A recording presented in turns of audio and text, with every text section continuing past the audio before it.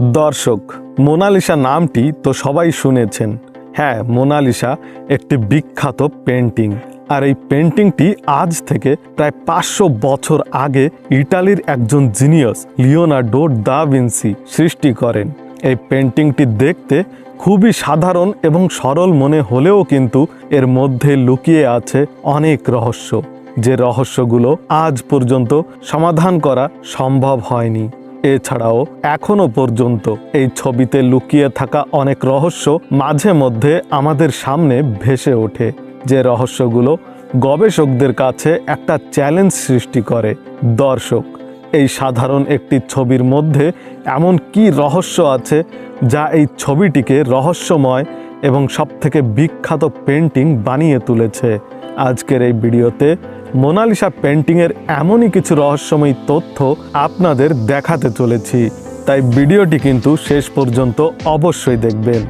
তাহলে চলুন আর দেরি না করে ভিডিওটি শুরু করা যাক। নম্বর 19। একটি প্যারানর্মাল ওয়েবসাইট দাবি করেছিল যে মোনালিসার ছবির মধ্যে এলিয়েন লুকিয়ে আছে। বলা হয়, যদি এই ছবিটিকে বাম দিক থেকে আয়নার সাথে মিলিয়ে দেখা হয় তাহলে মাঝখানে একটি এলিয়েনের মতো আকৃতি তৈরি হয়। কিন্তু যখন আরেকটি এমন থিওরি সামনে আসে তখন মানুষকে আরও বেশি অবাক করে দেয়, যেখানে বলা হয় যে দা ভিঞ্চি ছবিটি আঁকার সময় তার বাম দিকে খুব গোপনতার সাথে একটি সংকেত লুকিয়ে রাখে এবং ছবিটিতে ইটালিয়ান ভাষাতে লেখা আছে লা রিসপোস্তা সি তোরভা কুই, যার অর্থ উত্তর এখানেই লুকিয়ে আছে। যদিও এই থিওরিগুলোতে কতটা সত্যতা আছে তা আজ পর্যন্ত জানা যায়নি। নম্বর 18। 23শে জুন 1852 সালে লিউক মাসপেরো নামের একজন ইয়ং ফ্রান্স আর্টিস্ট প্যারিসের একটি 14 তলা হোটেলের বিল্ডিং থেকে লাফ মেরে সুইসাইড করে, কারণ সে মোনালিসার রহস্যময় হাসির জন্য পাগল হয়ে যায়। মোনালিসার সৌন্দর্য তাকে পাগল করে দিয়েছিল। ব্যক্তিজন একটি সুইসাইড নোট লিখে আত্মহত্যা করেছিলেন, যেখানে স্পষ্টভাবে লেখা ছিল মোনালিসার প্রতি তার ভালোবাসা আর তার জন্য করা অপেক্ষার কথা।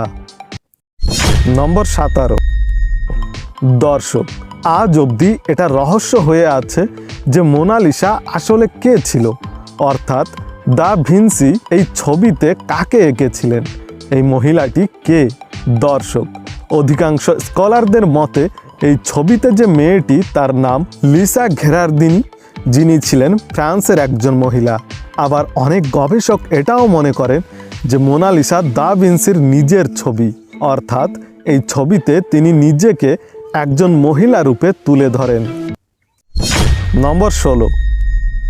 দর্শক, মোনালিসা পেন্টিংটি দেখে আপনার যত বড় মনে হয় আসলে কিন্তু এটি তার থেকেও ছোট আকারের।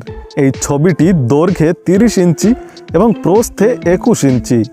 লিওনার্দো দা ভিঞ্চি এই ছবিটি কাগজ অর্থাৎ ক্যানভাসের উপর বানাননি, তিনি পপলের কাঠের প্যানেলের উপর অয়েল পেন্টের সাহায্যে ছবিটি এঁকেছিলেন।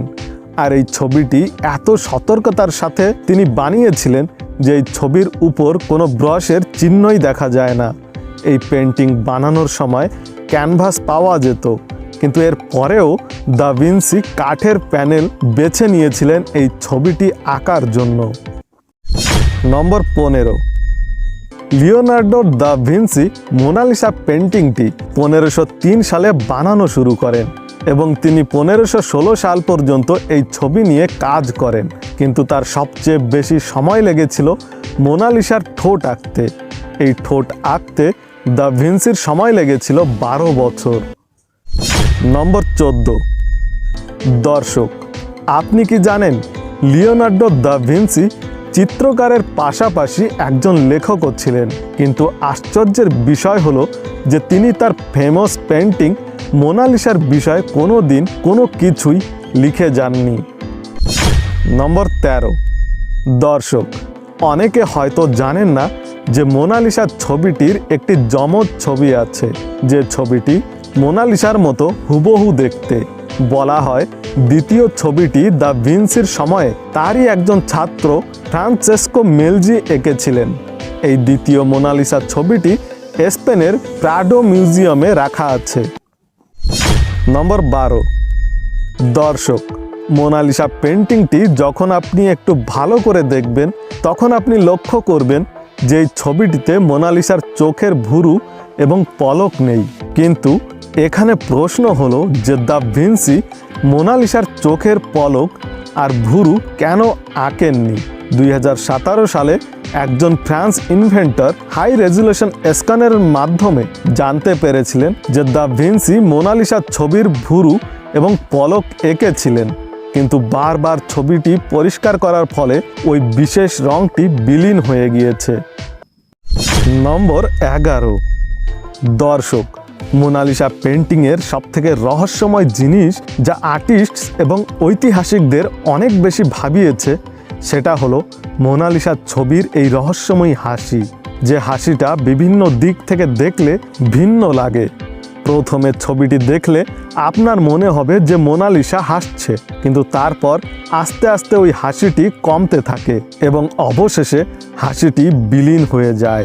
একটা গবেষণা থেকে জানা যায় যে মেয়েটিকে দা ভিঞ্চি এই ছবিতে এঁকেছেন সেই মেয়েটি তার নিজের মধ্যে কিছু রহস্য গোপন করে রেখেছিলেন, যার কারণে ছবিটির হাসি এত বেশি রহস্যময় লাগে। নম্বর 10। কয়েক বছর আগে একজন ডাক্তার এই কথা বলে সবাইকে অবাক করে দেয় যে মোনালিসা ছবির এই হাসির পিছনের কারণ হলো তার সামনের দিকের ভেঙে যাওয়া দুটি দাঁত, আর এই কারণেই তার সামনের ঠোঁট কিছুটা দাবানো। 2000 সালে হার্ভার্ড ইউনিভার্সিটির একজন নিউরোসায়েন্টিস্ট ডক্টর মার্গারেট বলেছিলেন যে মোনালিসার হাসি বদলায় না, বরং মানুষের দৃষ্টিভঙ্গি বদলে যায়, অর্থাৎ এটি একটি ইলুশন। নম্বর 9। দর্শক, আমরা সকলেই জানি যে মোনালিসা খুবই সুন্দর এবং বিখ্যাত একটি ছবি, কিন্তু প্রথমের দিকে ছবিটি বেশি ফেমাস ছিল না। যখন ছবিটি 21শে আগস্ট 1911 সালে প্যারিসের লোভরে মিউজিয়াম থেকে চুরি হয়, আর এই চুরির কারণে ছবিটি সবথেকে বেশি বিখ্যাত হয়ে ওঠে।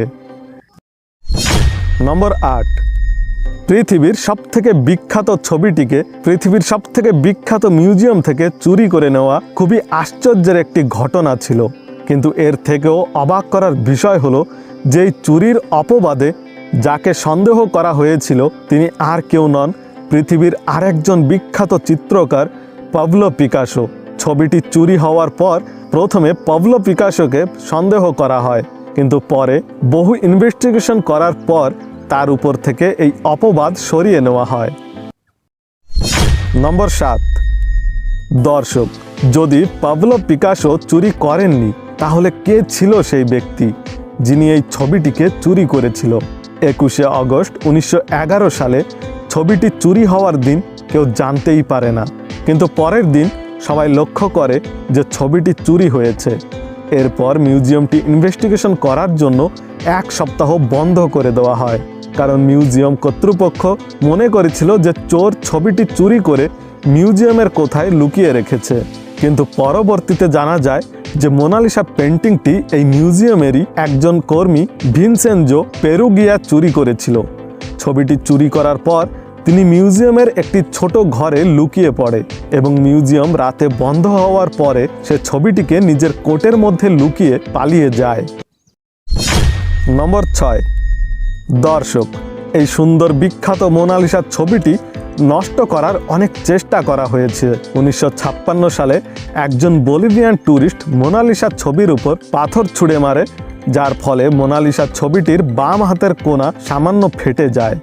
এর আগে আরেকজন ব্যক্তি ছবিটির উপর অ্যাসিড ছুঁড়েছিল, কিন্তু সৌভাগ্যবশত ছবিটির তেমন কোনো ক্ষতি হয়নি।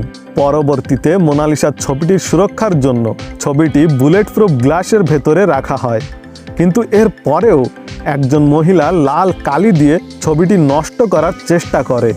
এছাড়াও 2009 সালে একজন রাশিয়ান মহিলা ছবিটির উপর চায়ের কাপ ছুঁড়ে মারে। নম্বর 5। আপনি জানেন কি দ্বিতীয় বিশ্বযুদ্ধের সময় মোনালিসাকে 6 বার নিজের জায়গা থেকে সরানো হয়েছিল, কারণ এত বিখ্যাত এবং মূল্যবান একটি ছবি যেন জার্মানদের হাতে না চলে যায়। নম্বর 4। দর্শক, লিওনার্দো দ্য ভিঞ্চি মোনালিসা ছবিটি আঁকতে 30টিরও বেশি লেয়ারের ব্যবহার করেন, যার মধ্যে এক একটি লেয়ার মানুষের চুলের থেকেও সরু। নম্বর 3, মোনালিসা পৃথিবীর সবথেকে মূল্যবান চিত্র। Guinness book of world record অনুযায়ী মোনালিসা পৃথিবীর সবথেকে দামি ছবি। 1962 সালে ছবিটির দাম ছিল প্রায় $100 মিলিয়ন, যা প্রায় 750 কোটি টাকার সমান, এবং 2021 সালে ছবিটির দাম ছিল 10,000 কোটি টাকার থেকেও বেশি। কিন্তু ফ্রান্সের হেরিটেজ আইন অনুযায়ী এই ছবিটি কেনা বা বিক্রি করা নিষিদ্ধ, কারণ বর্তমানে মোনালিসা পেন্টিংটি ফ্রান্সের জনগণদের। নম্বর 2, দর্শক, এটা জেনে হয়তো আবার আপনি অবাক হয়ে যেতে পারেন যে লিওনার্দো দ্য ভিঞ্চি মোনালিসা ছবিটি পুরোটাই সম্পূর্ণ করতে পারেননি, কারণ 1519 সালে তার মৃত্যু হয়ে যায়। একটা গবেষণা থেকে জানা যায় যে ছবিটিতে এখনও অনেক অসম্পূর্ণ কাজ রয়েছে। 1503 থেকে 1519 সাল পর্যন্ত প্রায় 16 বছর কাজ করার পরেও ছবিটি অসম্পূর্ণ থেকে যায়। নম্বর 1, দর্শক, মোনালিসাকে ইংরেজিতে মোনালিসা লেখা হয়, কিন্তু আপনি কি জানেন এর সঠিক বানান হবে মোনালিসা। আবার কেউ একে মোনালিসা বলে, আবার কেউ একে মোনালিজা বলে, কিন্তু ইটালিয়ান ভাষাতে এর সঠিক উচ্চারণ হলো মোনালিসা, যার অর্থ আওয়ার লেডি। দর্শক, আজকের এই ভিডিওটি আপনার কাছে কেমন লেগেছে নিচে কমেন্ট সেকশনে অবশ্যই লিখে জানান।